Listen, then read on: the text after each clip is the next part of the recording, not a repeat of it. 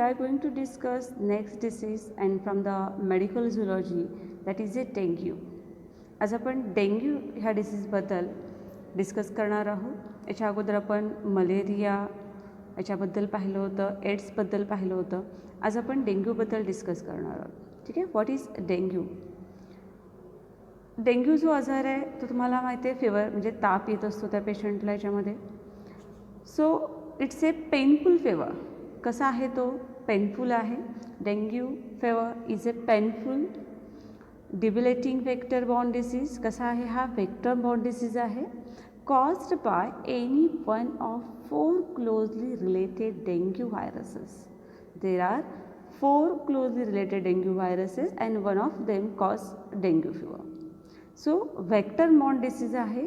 जसं आपण मलेरियामध्ये पाहिलं होतं की मलेरियाचा व्हेक्टर मॉस्किटो आहे, तसंच इथंसुद्धा डेंग्यू फिवरमध्ये मॉस्किटो इथं व्हेक्टर म्हणजे वापर करते, म्हणून त्याला व्हेक्टर बॉर्न डिसीज असं म्हटलं जातं.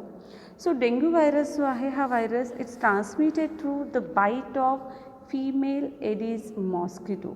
बघा इथे लक्ष द्या, फिमेल एडिस मॉस्किटो. मॉस्किटोचं नाव लक्षात ठेवा. ॲनॉफिलस असेल तर आपण मलेरिया म्हटलं होतं.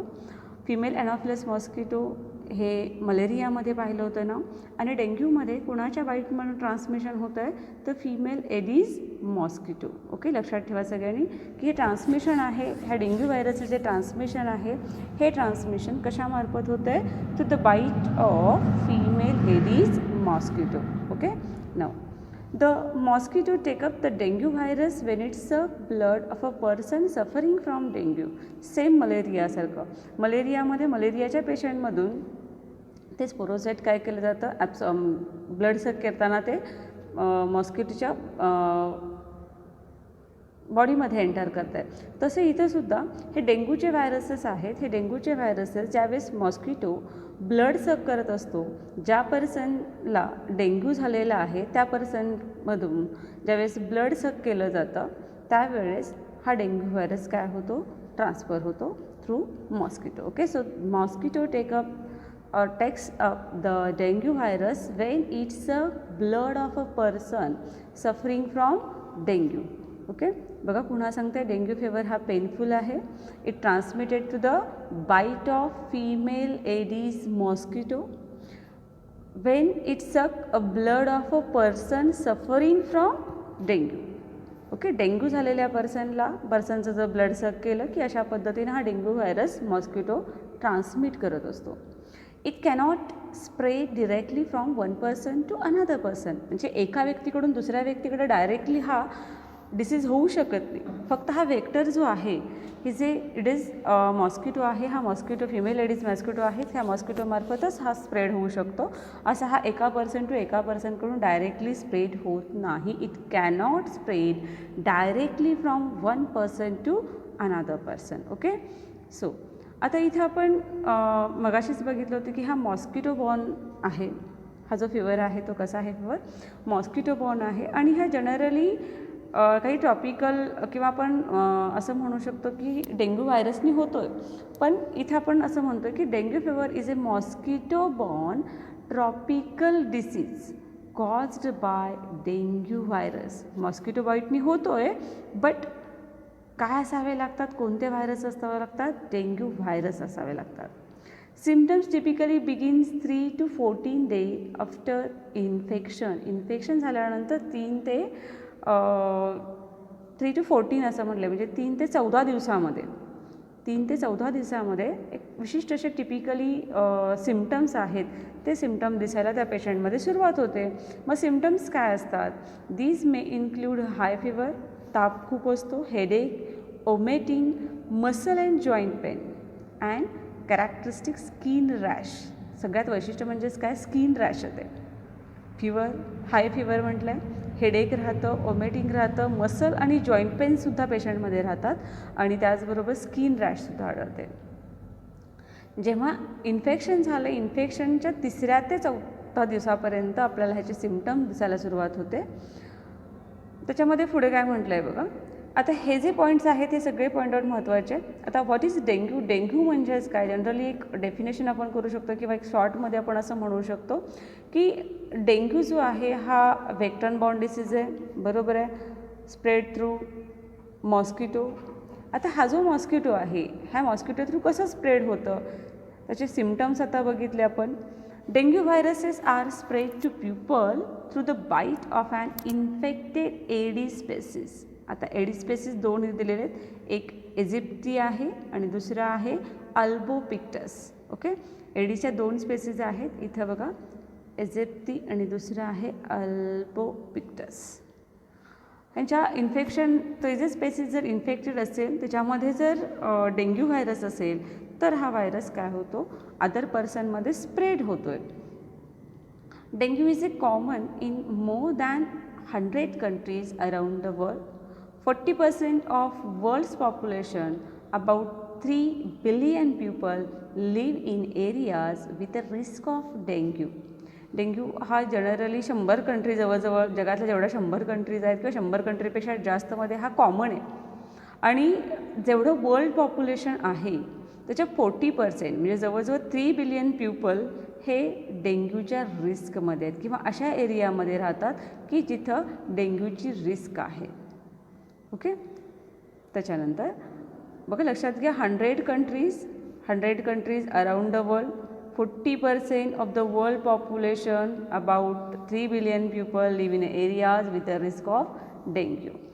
Dengue is often leading a cause of illness in areas with risk. साहजिकच डेंग्यू झालेल्या पर्सन तुम्हाला माहिती आहे की आजारी पडल्यानंतर त्याला जास्त रिस्क असते. बऱ्याच वेळा तुम्ही ऐकले की प्लेटलेट्स कमी होतात, काही सिम्पटम्स आहेत त्याचे.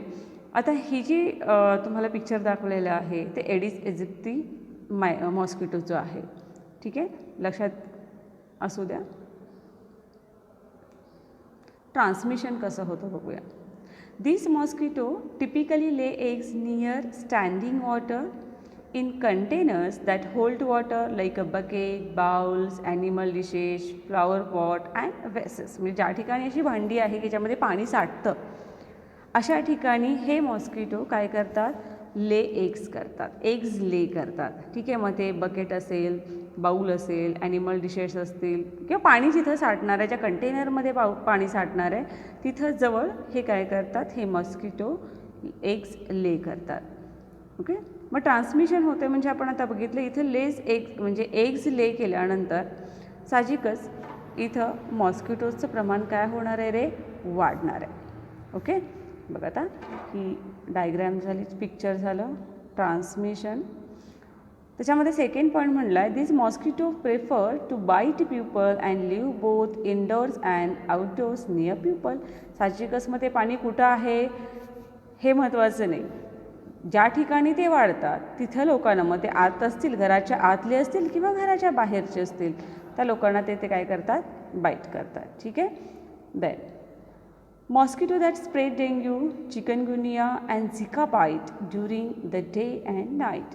हे जे मॉस्किटो जे डेंग्यू, चिकनगुनिया किंवा झिका हे जे आजार पसरवणारे असतात हे दिवसा आणि रात्री दोन्ही वेळेस हे काय करतात, मॉस्किटो बाईट करत असं. असं नाही की फक्त रात्री किंवा दिवसा, अशा पद्धतीनंच नाही, दिवसा रात्री कधीही ते बाईट करतात.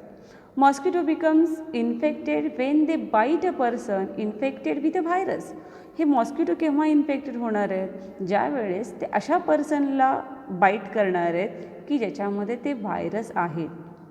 ओके, म्हणजे हा व्हायरस काय डायरेक्ट मॉस्किटोमध्ये येणार नाही आहे, ते ज्या पर्सनला बाईट करणार आहेत त्याच्यामध्ये तो व्हायरस असला पाहिजे. हे जे इन्फेक्टेड मॉस्किटो आहे ज्यावेळेस हेल्दी पर्सन्सला चावणार आहेत, बाईट करणार आहेत, त्यावेळेस हे व्हायरस काय होणार आहेत, स्प्रेड होणार आहेत. Infected mosquitoes can then spread the virus to other people through bite. Okay, त्याच्यानंतर ठीक आहे, ट्रान्समिशनचे पॉईंट्स लक्षात घ्या, 1 by 1 पॉईंट इथे बघा. ठीक आहे, ओके. सी नेक्स्ट, हे ट्रान्समिशन झालं. ट्रान्समिशन फार इझी आहे. आता फ्रॉम मदर टू चाइल्ड, जर एखादी लेडी प्रेग्नन्स असेल तर त्यामध्ये कशा पद्धतीनं हे ट्रान्समिट होतं ते बघूया. A pregnant woman already infected with a dengue can pass the virus to her foetus during pregnancy or around the time of birth. प्रेग्नन्सीमध्ये किंवा प्रेग्नंट असताना जर त्या फिमेलला डेंग्यू झालेला असेल तर साहजिकच तो व्हायरस फिटसला ड्युरिंग प्रेग्नन्सी किंवा at the time around the time of birth तो व्हायरस ती काय करते, ट्रान्समिट करते. To date, there has been one documented report of dengue spread to the breast milk. आत्तापर्यंत एकच असा रिपोर्ट आलेला आहे की डेंग्यू जो आहे तो dengue breast milk through spread झालेला आहे. बाकीच्या वेळेस आपण काय सांगू शकतो, तर डेंग्यू आहे तो डेंग्यू प्रेग्नंट म्हणजे फिटस ज्या वेळेस किंवा ड्युरिंग प्रेग्नन्सीमध्ये फिटसला ट्रान्सफर होतो आहे किंवा at the time of birth. ज्या लेस चान्सेस कधी आहेत तर स्प्रेड थ्रू ब्रेस्ट मिल्क. याच्यानंतर because of benefits of breast feeding mother are encourage to breast feed even in areas of risk dengue. साहजिकच म्हणजे याच्यामध्ये ब्रेस्ट फिडिंग केलं तरीसुद्धा म्हणजे चान्सेस फार व्हायरसेस ट्रान्समिट होण्याचे फार कमी आहेत. त्यामुळं जिथं हाय रिस्क एरिया आहे, जिथं डेंग्यूच्या रिस्क जास्त आहे अशा ठिकाणीसुद्धा मदर्सला एनकरेज केलं जातं ब्रेस्ट फीडसाठी. ठीक आहे, कारण याच्यामधून ट्रान्समिट होण्याचे चान्सेस फार कमी आहेत. थ्रू इन्फेक्टेड ब्लड लॅबोरेटरी और हेल्थकेअर सेटिंग एक्सपोजर. आता आपण बघणार आहे की ब्लडमार्फत होतं का किंवा इन्फेक्टेड ब्लड असेल किंवा लॅबोरेटरी असेल किंवा हेल्थकेअर सेंटर्समधून होतं का, त्याच्यामध्ये खूप कमी चान्सेस आहेत. Rarely dengue can spread through blood transfusion, organ transplant और through a needle stick injury. जसं आपण एड्समध्ये बघितलं होतं की एड्स हा व्हायरस इझिली स्प्रेड होऊ शकतो, म्हणजे ब्लड ट्रान्समिशन किंवा ऑर्गन ट्रान्सप्लांट किंवा निडल्स यूज केल्यानंतर इंजुरी झाली की. पण असं नाही आहे. इथं डेंग्यू व्हायरस आहे, हा डेंग्यू व्हायरस की रेअरली खूप कमी प्रमाणामध्ये ब्लड ट्रान्सफ्युजन करताना किंवा ऑर्गन ट्रान्सप्लांट करत असताना ह्याचे चान्सेस फार कमी आहेत. ओके, देन आता जर प्रिव्हेन्शन कसं करणार, प्रिव्हेन्शनचं काय असणार आहे, ती मॉस्किटो जे आहे त्यांचं बाईट करून देणार, म्हणजे आपल्याला मच्छरच चावले नाही पाहिजे तर आजार होतील का रे, नाही. त्यामुळे प्रिव्हेन्शनमध्ये आपण असं सांगू शकतो, prevent dengue by avoiding mosquito bite. हा सगळ्यात मोठा पॉईंट की डेंग्यू जर आपल्याला असं वाटत असेल होऊ नये तर त्यासाठी काय अवॉइड केलं पाहिजे, मॉस्किटो बाईट्स अवॉइड केले पाहिजे. All 4 dengue viruses are spread primarily through bite of an infected Aedes species. These mosquitoes also spread chikungunya and Zika viruses. आता हे जे मॉस्किटो आहेत एडिस स्पेसिसचे ते फक्त डेंग्यू स्प्रेड करतात असं नाही आहे. डेंग्यूचे 4 व्हायरसेस आहेत. ठीक आहे, आणि हे 4ही डेंग्यूचे व्हायरसेस आहेत हे जनरली कशाने इन्फेक्ट होतात किंवा कशाने स्प्रेड होतात, तर एडिस स्पेसिसने आताच आपण बघितलं. हेच मॉस्किटो चिकनगुनिया आणि झिका व्हायरसेससुद्धा काय करतात, स्प्रेड करतात. फक्त डेंग्यू किंवा मलेरिया नाही, त्याचबरोबर चिकनगुनिया आणि झिका यासारखे व्हायरसेस ते काय करतात, स्प्रेड करत असतात. ठीक आहे. The mosquito that spread dengue are found in a most tropical and subtropical region of the world, including many parts of the United States. Actually हे जे डेंग्यू स्प्रेड करणारे मॉस्किटो आहेत ते ट्रॉपिकल आणि सबट्रॉपिकल रिजनमध्ये जास्त आढळतात आणि ज्याच्यामध्ये बरेचसे त्यातले युनायटेड स्टेटमधले सुद्धा आहेत. Aedes aegypti and Aedes albopictus bite during the day and night. मगाशी आपण म्हटलं होतं की फक्त दिवसा किंवा रात्री बाईट करतात असं नाही आहे, नाईट आणि डे दोन्हीला ते काय करतात, बाईट करतात. ठीक आहे. याच्यानंतर a dengue vaccine is available for use in some part of the world including United State territories. बऱ्याचशा ठिकाणी किंवा युनायटेड स्टेट टेरिटरीमध्ये काय आहे तर ह्या डेंग्यूची वॅक्सिनसुद्धा अवेलेबल आहे. ओके, डेंग्यू वॅक्सिन त्याला म्हटलं जातं. अशा पद्धतीने आपण काय करू शकतो, प्रिव्हेन्शन करू शकतो त्या डिसीजचं. आता टेस्टिंग करण्यासाठी किंवा डेंग्यू झालेला आहे किंवा नाही हे कशावरून ओळखलं जातं. See your health care provider if you have symptoms of dengue and live in or have recently travel to an area with a risk of dengue. जर तुम्हाला डेंग्यूची काही सिम्पटम्स असतील तर तुम्ही तुमच्या हेल्थकेअर प्रोव्हायडर्सला भेटू शकता, डॉक्टरांना भेटू शकता, किंवा तुम्ही अशा एरियामधून फिरून आलेला आहात की जिथं डेंग्यूची रिस्क जास्त आहे. अशा वेळेस तिथून आल्यानंतरसुद्धा तुम्ही डॉक्टरांना भेटा असं त्यांनी सांगितलं आहे.